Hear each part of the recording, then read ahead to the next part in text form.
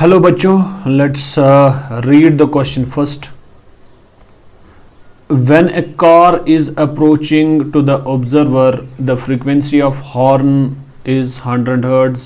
After passing the observer, it is 50 Hz. If the observer moves with the car, the frequency will be x by 3. Okay, let's start solving this question. Starting from the key concept. Key concept is very easy and simple. तो इसका की concept जो है वो क्या बनेगा, वो इस तरह है कुछ कि apparent frequency when source is moving towards observer, apparent frequency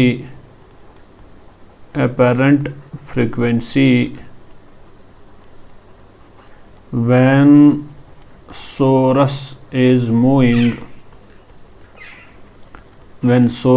moving towards observer. When source is moving towards observer, what will be the apparent frequency? That is f1 is equal to 100 Hz given in the question. That is equal to f0 into speed of sound divided by speed of sound minus speed of the source. Okay. तो यहाँ पे हम f0 को लिख सकते हैं, ये frequency of observer है. f0 जो है this is the frequency of observer, ये ओरिजिनल फ्रीक्वेंसी है. c is the speed of sound, c is the speed of sound. Also vs is the speed of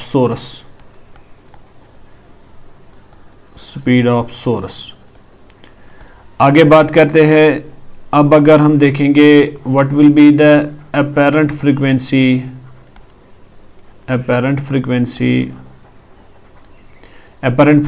when source is moving away from the observer. When source is moving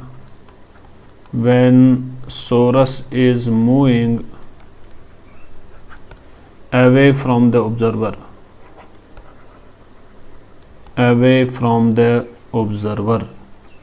जब source observer से दूर भागेगा उस time पे apparent frequency किसके बराबर आ जाएगी, उसको हम f2 नाम देते हैं.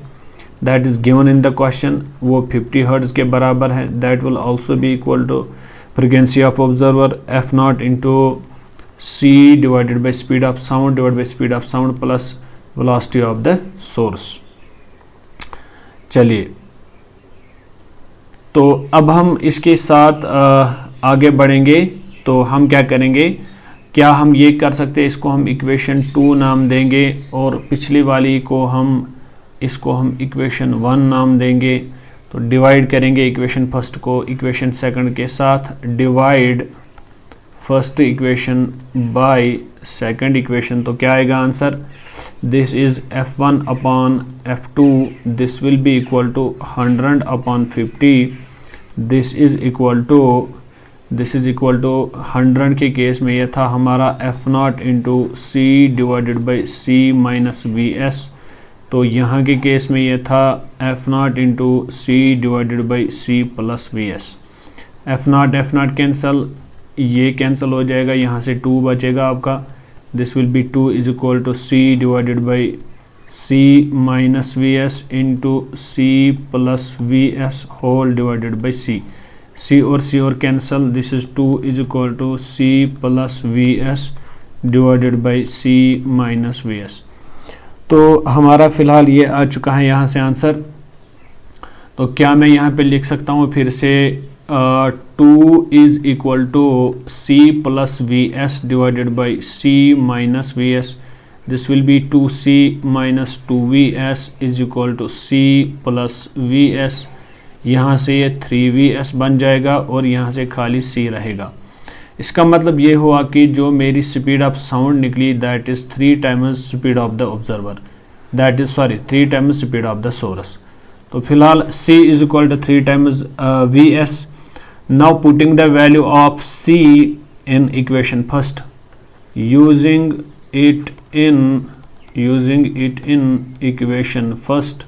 इसको मैं इक्वेशन फर्स्ट में यूज़ करता हूँ.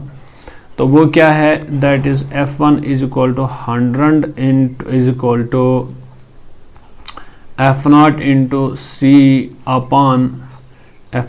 सी upon C minus V S था यहाँ पे। तो डाल दीजिए, आप वैल्यू डाल सकते हो, यानी आप सी का वैल्यू यहाँ पे डाल दीजिए। This is 100 is equal to F0 into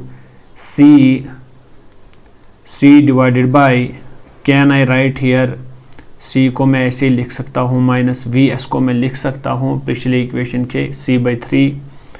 तो क्या मैं इसको लिख सकता हूँ c/3 यहाँ पे, this will be equal to 100 F0, this is 3c minus C, this is 2c/3, यानी ये ऊपर 3c बनेगा, यहाँ नीचे 2c बनेगा। तो c कैंसिल हो जाएगा आपस में, इसका मतलब F0 into 3/2 is equal to 100, this is 200 upon 3 is equal to F0, but it is given in the question जो हमारी F0 है that is x/3। Can you relate it with 200/3, 3 cancel, your x comes out to be equal to 200।